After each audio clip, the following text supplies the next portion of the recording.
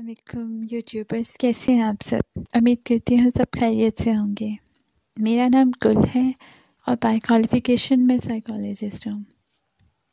आज जो मैं बात करना चाह रही हूँ आपसे, उसका ताल्लुक़ है सर चकराने से। इंग्लिश में जिसे हम वर्टिगो कहते हैं, लेकिन मैं जिस वर्टिगो की बात करने जा रही हूँ वो सबसे कॉमन टाइप है, जिसे हम पोजिशनल वर्टिगो कहते हैं। इसमें पेशेंट को अपने सर की पोजीशन चेंज करने से चक्कर आते हैं और ये अमूमन रात के वक्त होता है। जैसे ही पेशेंट सोने के लिए जाता है और वो अपना सर बेड पे रखता है तो उसे अपना सर नीचे जाता हुआ महसूस होता है। ऐसा लगता है जैसे आसपास की हर चीज़ घूम रही है या स्पिन कर रही है, और इसका दौरानिया 1 से 2 मिनट का होता है।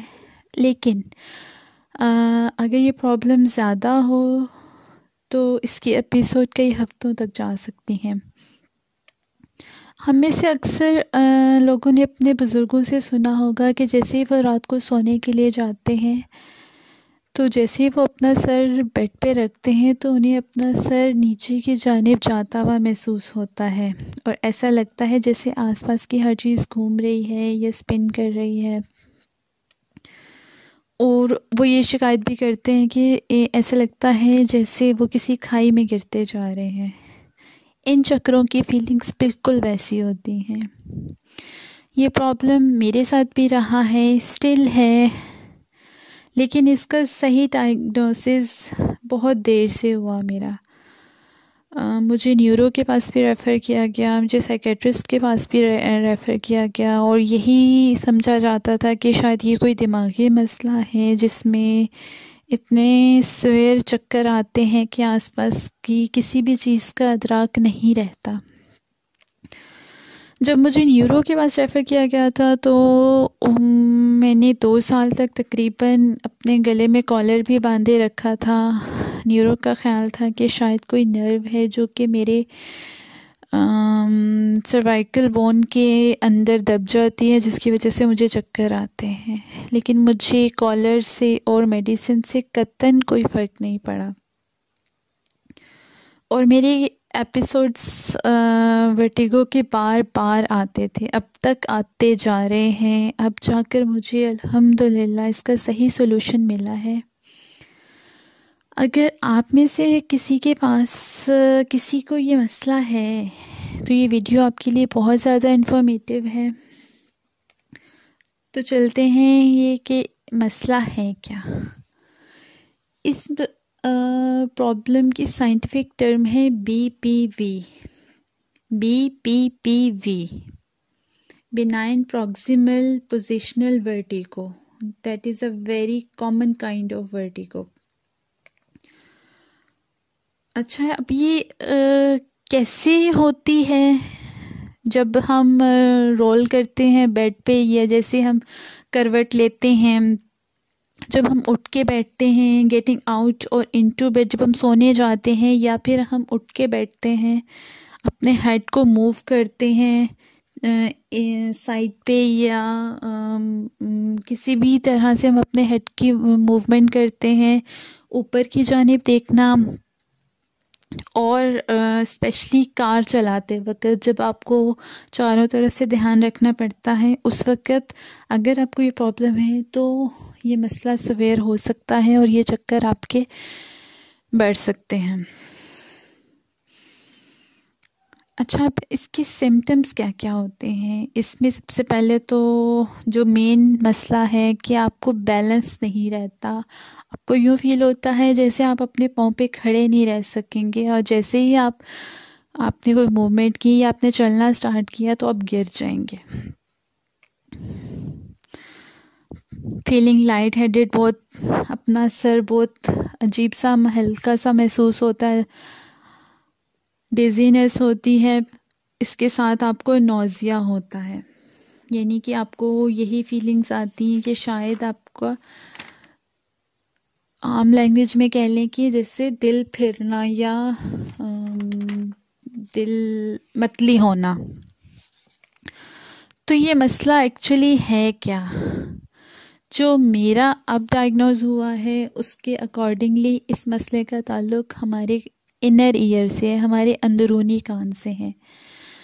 अकॉर्डिंग टू माय डॉक्टर, कान का काम सिर्फ सुनना नहीं है बल्कि हमारे जिस्म का बैलेंस बरकरार रखना भी है।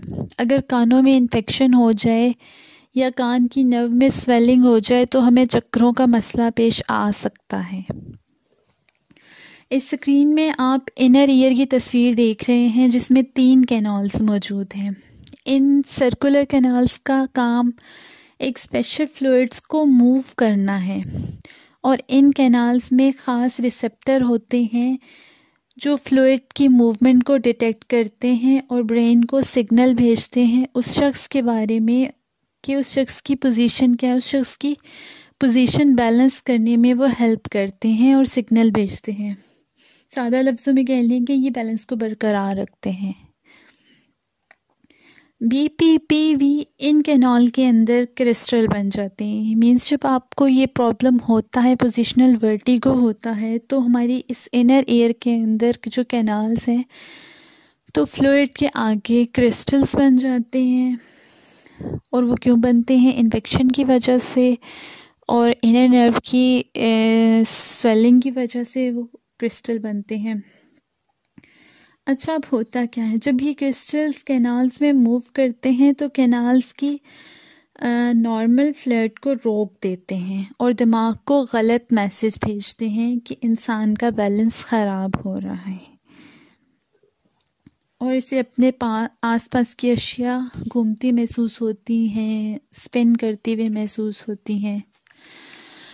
इसकी मिसाल आप ऐसे ले लें जैसे अगर आप किसी छोटे बच्चे को जब आप घुमाते हैं, गोल गोल घुमाते हैं, जब आप उसे घुमाना बंद करते हैं तो रुकने पर भी वो अपना बैलेंस नहीं रख पाता और वो गिरने वाला हो रहा होता है। और अगर आप उसकी आइज़ की तरफ देखें तो वो भी एक जगह टिक नहीं रही होती। बिल्कुल इसी तरह इस मसले में होता है कि आप बैलेंस नहीं रख पाते और आपकी आइज़ भी इसी तरह से मूव करती हैं।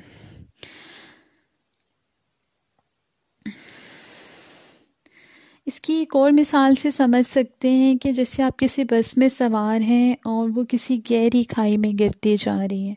शुरू शुरू में तो वो आपको एहसास होता है, आसपास की चीज़ों का इदराक होता है, लेकिन जैसे जैसे आप नीचे गिरते जाते हैं तो आपके आसपास का एहसास ख़त्म होता जाता है। सिमिलरली ये प्रॉब्लम ऐसा ही फीलिंग्स इसकी देती हैं। अकॉर्डिंग टू डॉक्टर्स ये बीमारी ख़तरनाक नहीं है, लेकिन जब ये चक्कर स्टार्ट होते हैं तो इंसान कोई भी काम करने के काबिल नहीं रहता और इसे मुकम्मल बेड रेस्ट की ज़रूरत होती है। लेकिन इसका प्रॉपर डायग्नोसिस बहुत ज़रूरी है। मोस्टली लोग चक्करों को ये फील करते हैं कि वीकनेस की वजह से हो रहा है। वीकनेस वाले चक्कर बिल्कुल और होते हैं, उसमें आपका बीपी लो होता है। और अगर किसी को ये वर्टिगो है तो टेंशन और एंजाइटी की वजह से उसका बीपी शूट भी कर सकता है, जैसे कि मेरे साथ अभी लास्ट मंथ हुआ। और वो ये चीज़ स्टिल जाए, जब मुझे फ़र्स्ट टाइम ये एपिसोड स्टार्ट हुआ तो मेरा बीपी बॉर्डर लाइन पे 140 पे चला गया था। मैंने अपनी डॉक्टर को बताया कि मुझे ये इस तरह से मुझे स्पिनिंग हो रही है। उसने मेरा बीपी भी चेक किया और उन्होंने मुझे ENT के पास रेफ़र किया। तो इस प्रॉब्लम का प्रॉपर डायग्नोसिस बहुत ज़रूरी है और ENT स्पेशलिस्ट ही, जो गले, कान और नाक का डॉक्टर होता है, वही इस चीज़ का इलाज कर सकता है।